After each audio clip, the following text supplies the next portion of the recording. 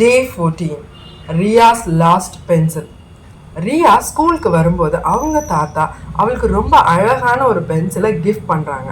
ரியாவும் அந்த பென்சிலை எடுத்துகிட்டு ரொம்ப ஜாலியாக ஸ்கூலுக்கு வந்து அந்த பென்சில்லையே மேம் சொல்கிறதெல்லாம் ரைட் பண்ணுறா.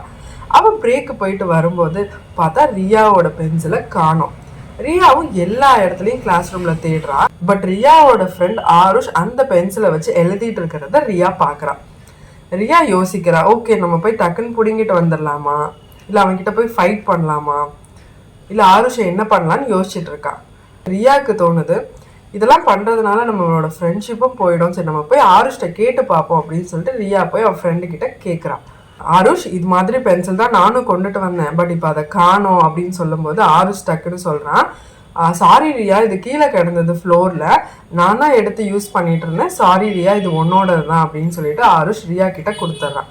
அப்போ ரியா ஃபீல் பண்ணுறான், நம்ம நினச்சிருந்தா சண்டை போட்டிருக்கலாம், பட் நம்ம சண்டை போடாமல் நம்ம போய் ஆருஷ் கிட்ட கேட்டதுனால நம்மளோட பென்சிலும் கிடைச்சது, நம்மளோட ஃப்ரெண்ட்ஷிப்பும் போகலை.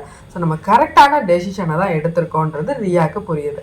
இதை தாங்க நம்ம குழந்தைங்க கிட்ட எல்லா சுச்சுவேஷன்லையும் எப்படி ஒரு கரெக்டான டெசிஷன் மேக்கிங்கை பண்ணணுன்றதை ஸ்டோரிஸ் மூலியமாக சொல்லி தருவோம்.